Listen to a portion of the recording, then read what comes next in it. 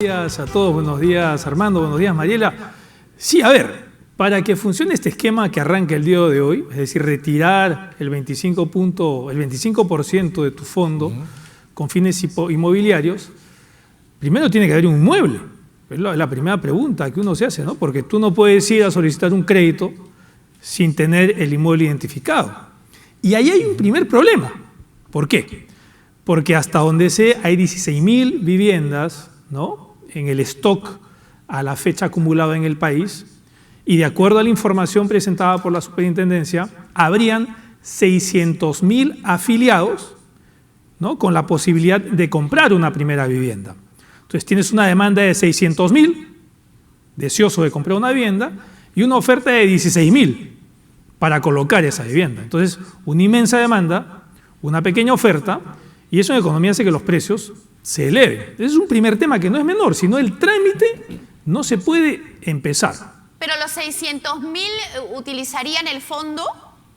La superintendencia ha dicho que hay 600.000 peruanos que no tienen primera vivienda, hay 150.000 peruanos que ya tienen una hipoteca. Ya, pero son 600.000 que no tienen primera vivienda, pero que no necesariamente están afiliados a las AFP.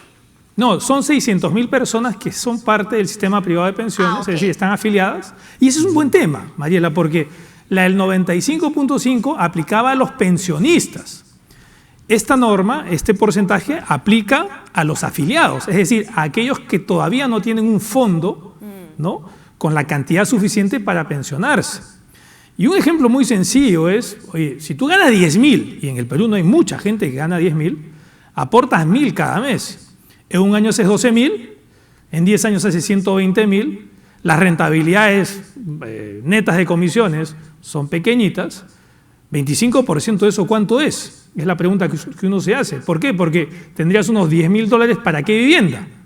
¿No? Entonces, hay que tener cuidado porque estoy seguro que la norma, si bien es cierto, es aplicable a quien sea parte del sistema privado de pensiones, a los pulpines que no tienen un fondo grande, bueno, lo más probable es que se puedan comprar un cuarto, ¿no? Entonces hay que tener cuidado. Esta norma en realidad, fíjense, cuando hablamos la del 95.5, era una norma que se aplicaba a los pensionistas por encima de 65 años, y el retirar lo que generaba era competencia, es decir, competían las compañías de seguros, las FPs, eventualmente otras alternativas que están por crearse, por esos recursos, es decir, crear una cuenta pensionaria. En el caso de esta segunda norma, estamos hablando, primero, no de pensionistas, sino de afiliados, de gente que está en periodo de acumulación. Está dirigida exclusivamente al mercado inmobiliario. No es una mala idea, porque tú estás pagando, por ejemplo, una renta, un alquiler, pero por otro lado, recuerden ustedes que tienes que tener determinado nivel de acumulación para que siquiera pueda servir para pagar esa primera cuota. Ahora, claro, esto a algunos les suena bien, a los congresistas esto les sonó muy interesante, ¿no? Pero así como uno quiere para su casa, otros podríamos querer, ¿y yo por qué no puedo sacar para pagar la educación de mi hijo? O para irme de viaje. Digamos, fíjense, ¿no? Pero, o sea, digamos... O para pagar una deuda cualquiera, con el sistema financiero, mi tarjeta de crédito. ¿Se pone en riesgo el sistema o no? Fíjense, la del 95.5 a mi juicio generaba competencia, la del 25%, además, sin haber probado previamente cómo funcionó la del 95.5, genera muchas interrogantes. Por otro lado, hay que ver cuál es el perfil del afiliado peruano, es decir, cuál es el fondo promedio a los 40 años, cuál es el fondo promedio a los 50 años. Y habría que ver si ese fondo promedio alcanza pues para una cuota inicial. Es decir, si el 25% de ese fondo promedio alcanza para el 10 o 20% de la cuota inicial de la vivienda, ¿no?, que vas a adquirir. Entonces, en economía es pasito a paso, llegas lento en general, ¿no? Entonces, hay muchas interrogantes con relación a esta norma. Sin ninguna duda es una inyección para el mercado inmobiliario, pero por otro lado son recursos que dejas de tener para la pensión. Y si bien es cierto, puede ser atractivo en el corto plazo, en el largo plazo no lo es tanto.